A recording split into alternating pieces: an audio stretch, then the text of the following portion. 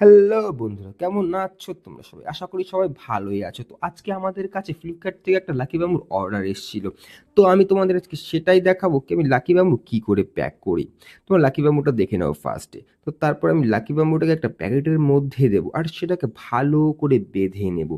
যাতে লাকি ব্যাম্বুর গোড়ায় থাকা জলটা কার্টুনে না পড়ে আর সেটা নরম না হয়ে যায়। তারপরে ছোট একটা টেপের টুকরো নেবো, যেটাকে আমরা প্যাকেটের মুখে ভালো করে বেঁধে দেবো।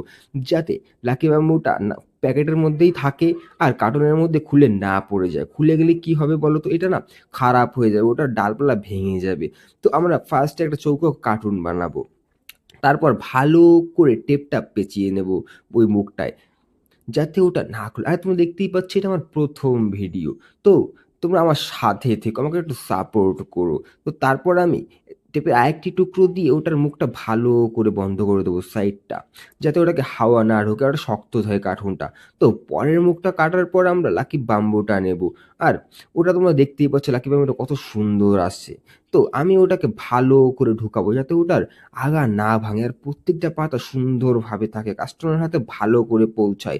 এটাই আমাদের দায়িত্ব। তো আমি প্যাকেটের একটা মুখ নিয়ে ওটাকে ওই মুখটা ওখানে ভালো করে গুঁজে দেবো যাতে ওটা না নড়ে আর শক্ত থাকে।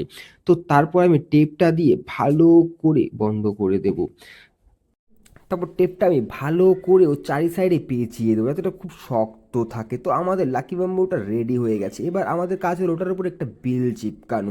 তো তোমরা দেখতেই পাচ্ছ একটা স্টিকারের বিল, তো চিপকানো খুব সোজা। তো আমি স্টিকারের বিলটা ভালো করে চিপকে দেবো যাতে ওটা না খুলে যায়, ঠিক আছে? আর তারপর আমি ওটার পিছনে 4টে ফুটো করে দেবো যাতে একটা হাওয়া ঢোকে আর লাকি বাম্বুটা সুরক্ষিত থাকে। তো আমাদের লাকি বাম্বুর প্যাকেটটা রেডি হয়ে গেছে। তোমরা